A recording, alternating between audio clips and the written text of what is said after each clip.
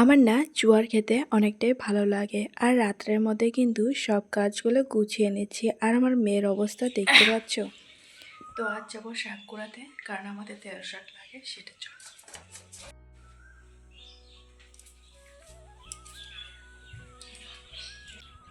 ওইদিকে আবার মেয়ে ঘুমিয়ে আছে, তাই ভাবলাম এখনই শাকগুলো কুড়িয়ে রেখে দিই। সকালে তো সময় হবে না, তাই শাক কুড়া কিন্তু বের হয়েছি।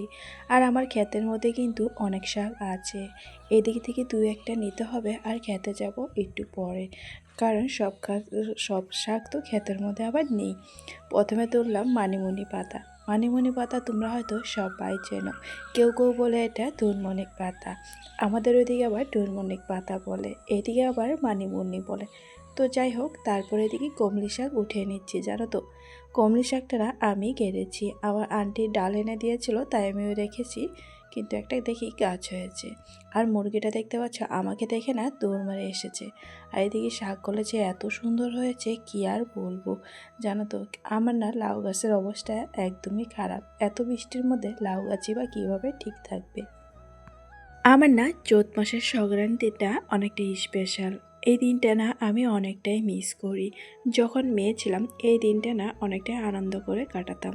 জানো তো, আমাদের কিন্তু অনেকটাই পাতা লাগে, এইসব পাতা কুড়ানো, শাক কুড়ানো আমি করতাম, কিন্তু আমাকে ভালো লাগতো, সেজন্যই আমি করতাম আর কি।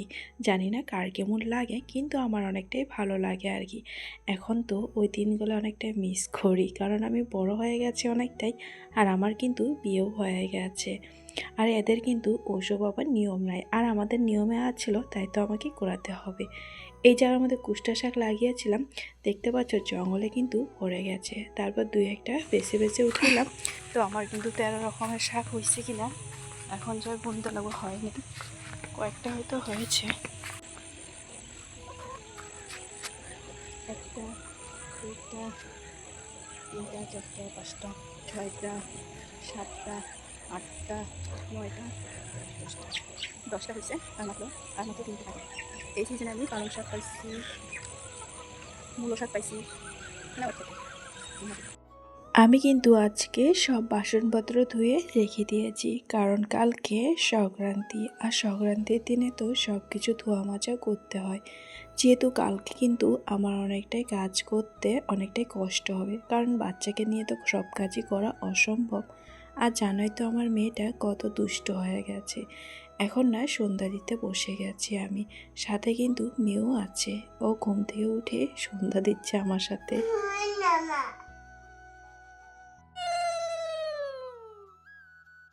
আর মেয়ে যেহেতু বিকেলে ঘুমিয়েছিল, সে তো আর ঘুমাবে না। জানো তো, আমি ভেবেছিলাম এই কাজগুলো ও ঘুমালে পরে করব। কিন্তু আমার মেয়ে 7টা থেকে 8টা, 8টা থেকে 9টা বাজলো, এখনও তো ঘুমার নামই করছে না। তারপর ওর বাবা এসে ভাবলাম এখনই করি। এখন না করলে আর কালকে কিন্তু সময় পাবো না, কারণ কালকে অনেক কাজ আছে। জানোই তো কত কিছু যে রান্না করতে হয়। আর ওর বাবা কিন্তু জোয়ার এনেছে, আর আমাদের কিন্তু ভাত খাইতে খাইতে অনেকটাই দেরি হবে। তাই ভাবলাম জোয়ার সিদ্ধ বসিয়ে দিয়ে কাজের ফাঁকে জোয়ারটা খেয়ে নিব। আর জানো তো জোয়ার আমারটা কতটা পছন্দের খাবার আর কি। তাই এদিকে জোয়ার আর একটু লবণ দিয়ে দিয়েছি। আর এদিকে কিন্তু মেয়েও আছে আর বাবার সাথে। তাই এদিকে জোয়ার বসার পর কাটবো কাঁঠাল আর কি। তোমরা বলো তো তোমাদের জোয়ারটা কেমন লাগে। আমার বাবা তো এইভাবে জোয়ার অনেকটাই খাওয়াতো আর কি। ও তো কাঁঠালটা এনেছে, এখন এই কাঁঠালটা কেটে নিব আর কি।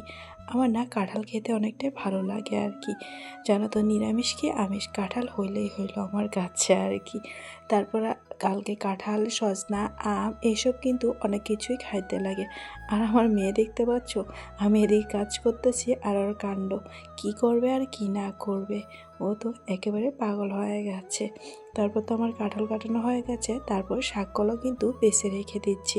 3টা শাক কম আছে, সেটাও কিন্তু কালকে সকালে একবারে ঠিকঠাক করে নিব আর কি। আর এদিকে আমি কাজ করতেছি, আমার মেয়ে আমাকে উঠিয়ে দিচ্ছে আর কি।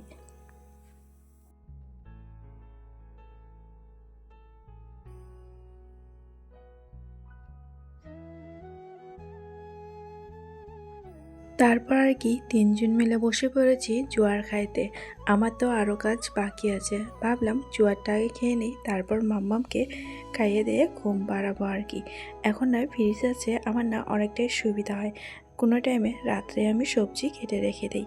লাবড়া করব, তারপর নিম পাতা বেগুন করব। বেগুনটা না কাটানো হয়নি, ভাবলাম বেগুন আর আলুটা কালকেই কাটবো আর কি। যেসব আর কি কঠিন কাজ সেটাই করে রেখে দিয়েছি আর কি। তো এই যে ফ্রিজের মধ্যে ভরিয়ে দিলাম। কেমন লাগলো অবশ্যই জানিও। টাটা।